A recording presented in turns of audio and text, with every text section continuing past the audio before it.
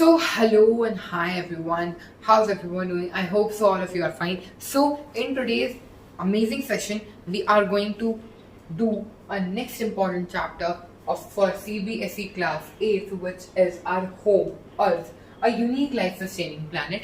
थोड़ा लंबा नाम है, लंबा चैप्टर भी है, बट इसको हम लोग जल्दी से फिनिश कर देंगे, चिंता करने की कोई जरूरत नहीं है. और इसमें हम लोग क्या क्या देखने वाले हैं? Nature, resources, sustainability, life, and let's take care of our और earth, the our only home. ठीक है, तो चलो बिना किसी देरी की इस वीडियो को शुरू करते हैं. तो और अर्थ, जैसे हमने नाम देख ही लिया था, our home earth, a unique life sustaining plan. इसके साथ मैं आपसे एक क्वेश्चन पूछता हूँ कि why earth is known as a unique planet. सिर्फ अर्थ ही ऐसा क्यों है जिसको हम लोग एक यूनिक प्लैनेट कह रहे हैं? बाकी सब भी तो है, मार्स, वीनस, जुपिटर, सैटर्न, ये क्यों नहीं हो सकते? देखिए, Earth is the only planet where life exists. Also, life exists on a very thin layer of Earth known as crust. मतलब पूरी अर्थ में लाइफ एग्जिस्ट नहीं कर रही है, इतनी सी पतली सी एक लेयर है जिसे हम क्रस्ट बोलते हैं, उस पे लाइफ, पूरी लाइफ एग्जिस्ट कर रही है. Earth provides air, water, sunlight, atmosphere, soil, temperature, etcetera many things. ठीक है, sustainable for life to exist, मतलब जो लाइफ को एग्जिस्ट करने के लिए चीजें चाहिए होती हैं वो सारी अर्थ हमें प्रोवाइड कर रही है. Air, water, sunlight, atmosphere, soil, temperature और भी बहुत कुछ. फिर what makes earth a sustainable planet? ठीक है, पहला है उसका हैबिटेबल जोन. ठीक है, चलिए देखते हैं.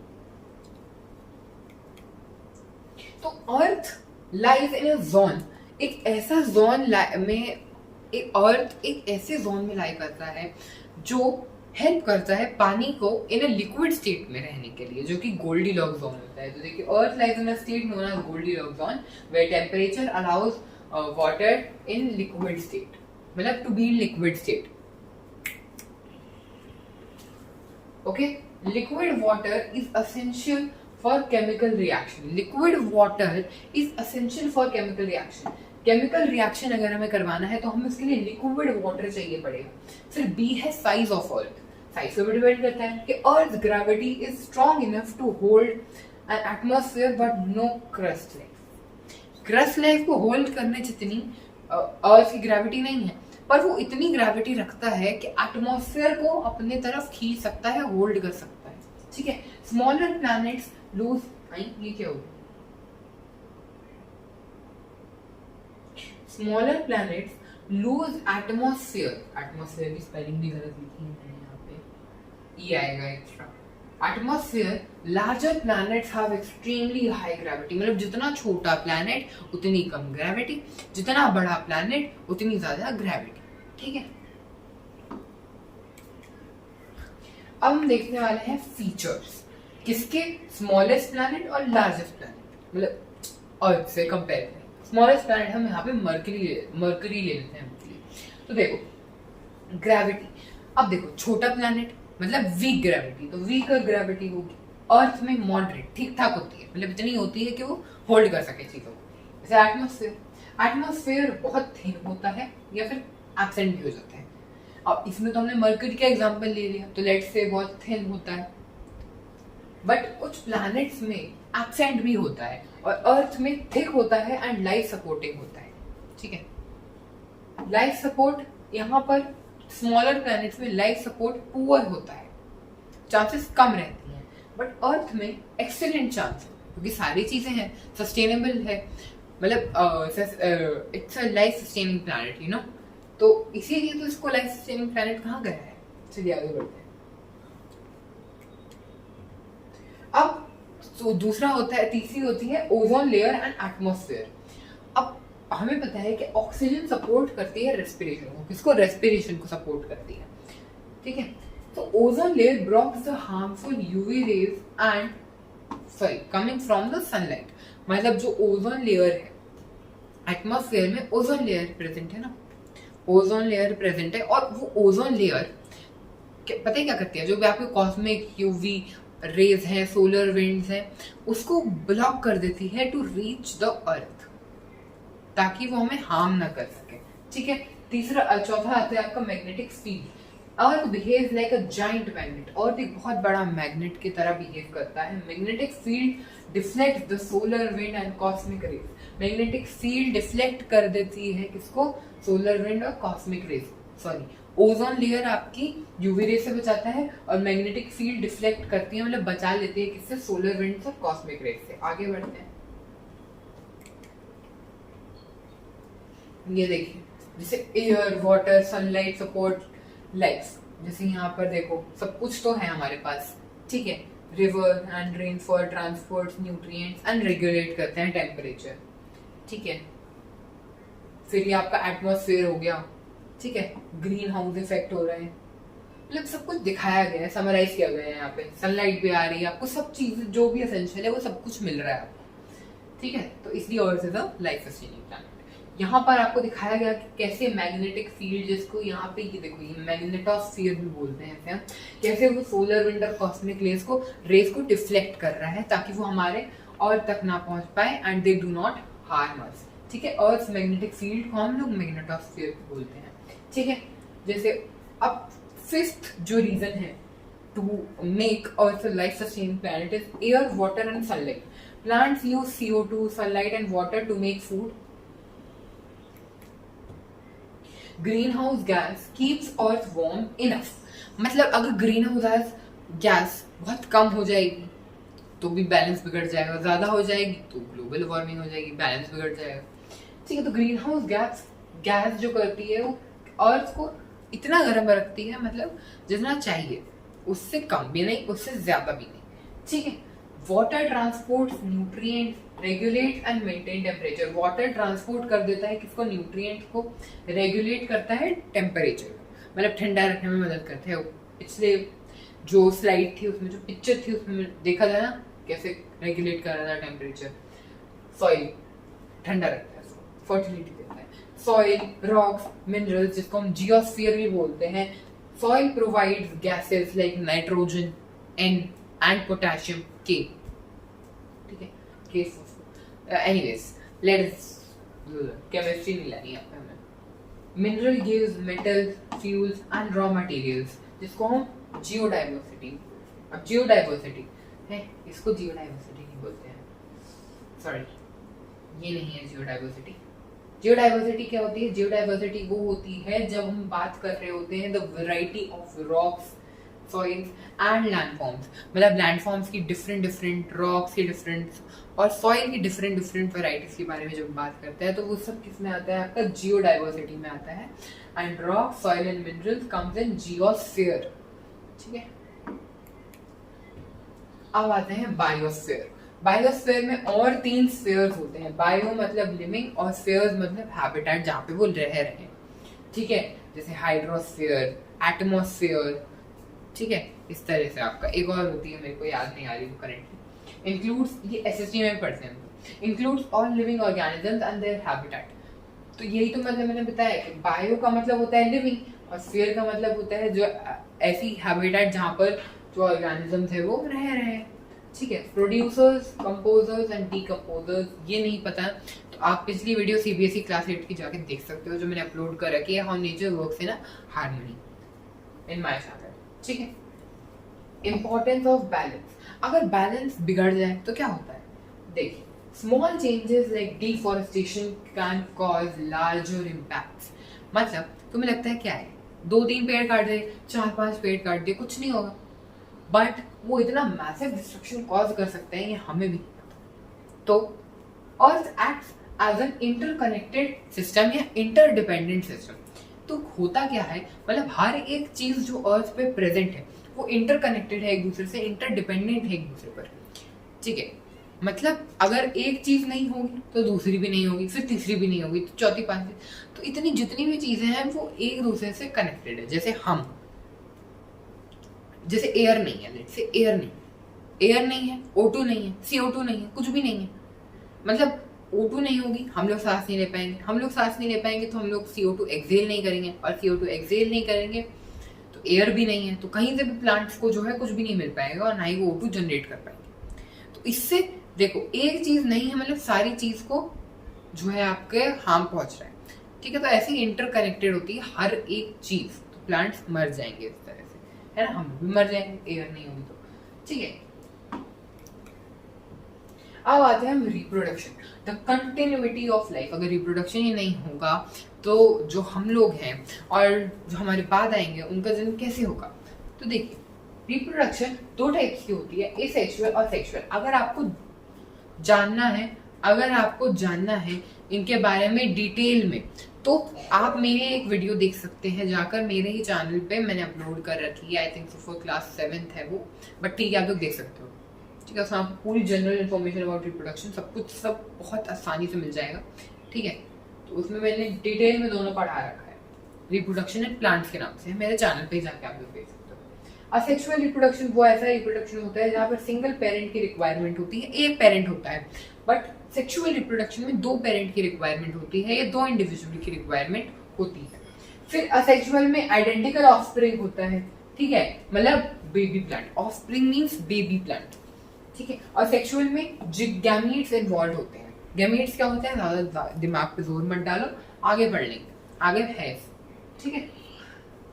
फिर इसका एग्जांपल जैसे पोटैटो, जिंजर, बैक्टीरिया, ये सब किसके एग्जांपल है, एसेक्सुअल रिप्रोडक्शन। एसेक्सुअल रिप्रोडक्शन के भी कई टाइप्स होते हैं, वेजिटेटिव प्रोपेगेशन, ठीक है, एक दो तीन और होते हैं आपके, बहुत सारे होते हैं, बडिंग हो गई, ठीक है। क्या है सब एसेक्सुअल रिप्रोडक्शन के एग्जांपल, मतलब टाइप्स। वो मैंने अभी नहीं पढ़ाऊंगा मैं, क्योंकि वो मैंने पढ़ा रखा है, जो मैंने अभी वीडियो बताई थी रिप्रोडक्शन इन प्लांट्स। फिर इसके एग्जांपल्स देखें तो ह्यूमंस, डॉग्स, कैट्स, ये सब क्या सेक्सुअल रिप्रोडक्शन करते हैं, क्योंकि खुद से तो ये नए ऑर्गेनिज्म को जन्म नहीं दे सकते ना, और क्यों नहीं दे सकते वो आगे पता चलेगा। फिर इसमें वेरिएशन होती है, वेरिएशन मतलब कि आइडेंटिकल ऑफस्प्रिंग नहीं होता, पहली बात, मतलब इनमें सेक्सुअल रिप्रोडक्शन में आइडेंटिकल ऑफस्प्रिंग नहीं होता, मतलब जैसा पेरेंट है वैसा ही आपका ऑफस्प्रिंग बेबी नहीं होता है, ठीक है। ऑफस्प्रिंग मैंने बेबी नहीं होता है, चाहिए डिफरेंट होता है, प्रॉपर्टीज हो सकती हैं लेकिन एग्जैक्ट नहीं होता है, बट इसमें एग्जैक्ट होता है, जैसा पेरेंट प्लांट होता है वैसा ही आपका ऑफस्प्रिंग होगा जो बेबी होगा। फिर जैसे यहाँ पे जो आपका एक मेल ऑर्गेनिज्म, यहाँ पे फीमेल ऑर्गेनिज्म, और ये दोनों जो इनके गैमीट्स जब फ्यूज करेंगे, जब फर्टिलाइजेशन होगी तो बेबी प्लांट बनेगा, बेबी बनेगा। अब जब वो बेबी बनेगा तो लेट्स से यहाँ से मेल ऑर्गेनिज्म की 10 प्रॉपर्टीज या 7 प्रॉपर्टीज या 9 प्रॉपर्टीज से 5 प्रॉपर्टीज, कितनी भी प्रॉपर्टीज इसके अंदर आ सकती है वो डिपेंड करता है। सिमिलरली फीमेल ऑर्गेनिज्म की भी कितनी भी प्रॉपर्टीज इसके अंदर आ सकती है, तो लेट्स से यहाँ पर 10 प्रॉपर्टीज आ गई इसकी मेल ऑर्गेनिज्म, और फीमेल ऑर्गेनिज्म की 4 प्रॉपर्टीज या 5 प्रॉपर्टीज आ गई। तो अब इस केस में यहाँ पर हमारे पास जब हम बात कर रहे होते हैं, जैसे यहाँ पर डिफरेंट प्रॉपर्टीज होती हैं, दोनों की प्रॉपर्टीज होती है, ठीक है। फिर समझ में आएगा, ये हायर क्लासेस का टॉपिक है, बट ठीक है, मतलब दोनों की कुछ प्रॉपर्टीज बेबी के अंदर आ जाती हैं, इसका कंक्लूजन ये होता है। नेक्स्ट बढ़ते हैं, अरे difference between asexual and sexual, ये पूरा आपका कंक्लूड कर दिया है मैंने सब कुछ इसी में। जैसे फीचर्स, पेरेंट्स कितने रिक्वायर्ड होते हैं, एसेक्सुअल में एक पेरेंट चाहिए होता है, सेक्सुअल में 2 पेरेंट चाहिए होते हैं। वेरिएशन, एसेक्सुअल में कोई वेरिएशन नहीं होती, मतलब जैसा पेरेंट वैसा ही बेबी, बट सेक्सुअल में वेरिएशन होती है, बहुत सारी वेरिएशन होती है, ठीक है। मतलब अगर जैसे ऐसे होता है ना कि जैसे the parents, one is white one is black, ऐसा होता है कि बहुत सारी चांसेस होती है कि ब्लैक भी हो सकता है, वाइट भी हो सकता है, कोई भी कलर का हो सकता है, कोई भी रेस का हो सकता है। स्पीड मतलब कैसे होता है, तो वो एसेक्सुअल में जो वेरिएशन होती है वो फास्ट होती है, मतलब बेबी जो प्रोड्यूस होता है वो जल्दी से प्रोड्यूस हो जाता है, लेकिन सेक्सुअल में बहुत सारे प्रोसेसेस होते हैं, इसलिए बहुत टाइम लगता है, स्लो होता है। अडेप्टेशन मतलब जो आपका बेबी प्लांट है वो आसपास के एनवायरनमेंट को कितनी जल्दी अडेप्ट कर रहा है, asexual reproduction it's low and sexual reproduction में हाई होता है। फिर मेल एंड फीमेल गैमेट्स क्या होते हैं, they are special type of cells carrying half the genetic material, मतलब जो जेनेटिक मटेरियल होता है in male and female organisms, ये हाफ उनका कैरी करता है। तो मेल गैमीट और फीमेल गैमीट जब फ्यूज करते हैं तो दे मेक जायगोट, तो हाफ यहाँ से genetic material और half genetic material यहाँ से. That means a full genetic set is created and that full genetic set is known as zygote and that is a single cell.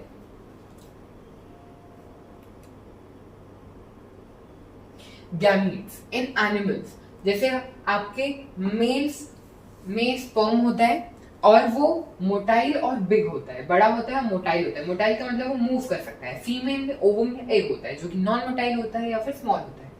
Non motile का मतलब move नहीं कर सकते.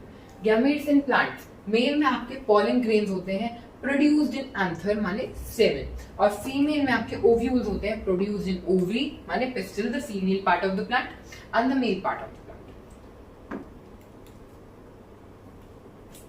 Now sexual reproduction in plants, इसके बहुत सारे processes मतलब parts होते हैं. तो सबसे पहले स्टार्ट करते हैं the very first part, the very basic part is pollination. Transfer of pollen grains from anther from the male part to the female part which is stigma. It brings male gamete closer to the female gamete. ठीक है? So the fertilization can happen. And what is fertilization? The fusion of male and female gamete is known as the fertilization, resulting in the formation of zygote.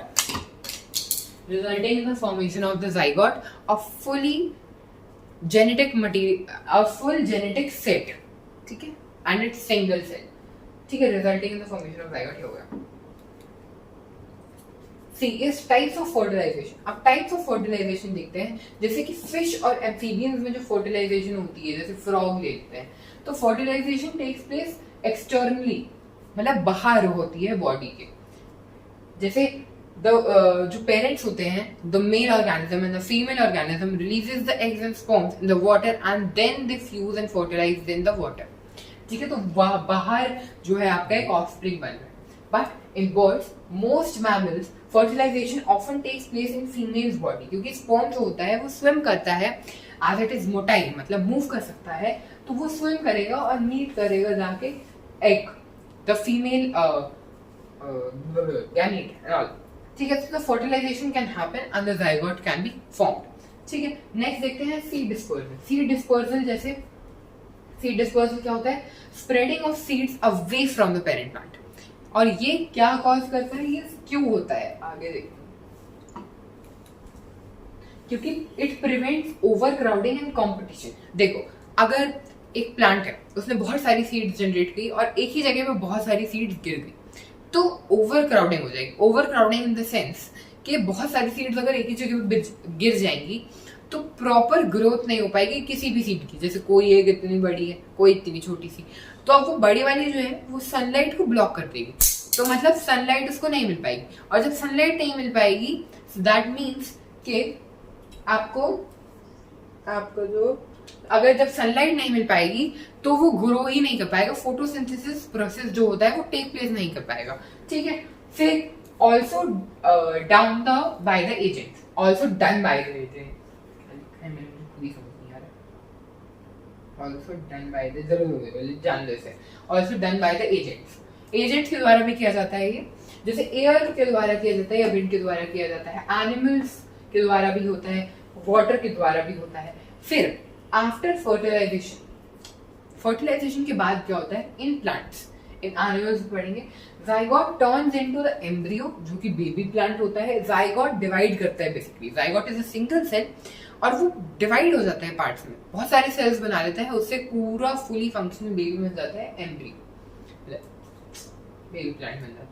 फिर ovule जो हमने पढ़ा था वो seed में बदल जाता है और ओवरी फ्रूट में बदल जाता है. जैसे प्रोसेस क्या होता है, जैसे फर्टिलाइजेशन हुआ, फर्टिलाइजेशन से जाइगोट बना, जाइगोट से एम्ब्रियो, एम्ब्रियो से सीड, फिर सीड का जर्मिनेशन हो गया and finally it becomes a plant. After fertilization in animals पढ़ेंगे. प्लांट्स हमने पढ़ लिया, अब एनिमल्स देखेंगे. तो देखो, जाइगोट पिछली बार मैंने बताया था कि जाइगोट जो है इट्स अ सिंगल सेल, वो डिवाइड करता है, डिवाइड करेगा तो एम्ब्रियो बनेगा, एम्ब्रियो से फीटस और फीटस से उसका बर्थ हो जाएगा, मतलब वो हैच कर जाएगा. ये बर्ड्स की बात हो रही है. Birds lay eggs, birds eggs ले करती हैं और डेवलपमेंट होती है किसकी, बाहर होती है, आउटसाइड द बॉडी डेवलपमेंट होती है, जो आपका ऑफस्प्रिंग होता है. और मैमल्स में डेवलपमेंट इनसाइड द बॉडी, मतलब बॉडी के अंदर डेवलपमेंट होती है. किसकी बॉडी के अंदर, फीमेल बॉडी की, फीमेल ऑर्गेनिज्म के अंदर. Features, egg laying, nutrition and development. Birds में एग लेइंग होती है मैमल्स में नहीं होती है। न्यूट्रिशन क्या होता है, स्टोर्ड इन एग, मतलब जो बर्ड्स जो एग ले करती हैं उसी में न्यूट्रिशन आपका होता है, बट मैमल्स में फ्रॉम मदर मिलता है, मतलब जो चीज मदर खाएगी, the thing which mother is taking, the same the nutrition the baby plant would get. ठीक है, जो न्यूट्रिशन मदर को मिलेगा वही बेबी को मिलेगा, प्लांट नहीं। डेवलपमेंट बर्ड्स में आउटसाइड होती है, आउटसाइड द बॉडी, और मैमल्स में इनसाइड होती है, इनसाइड द बॉडी।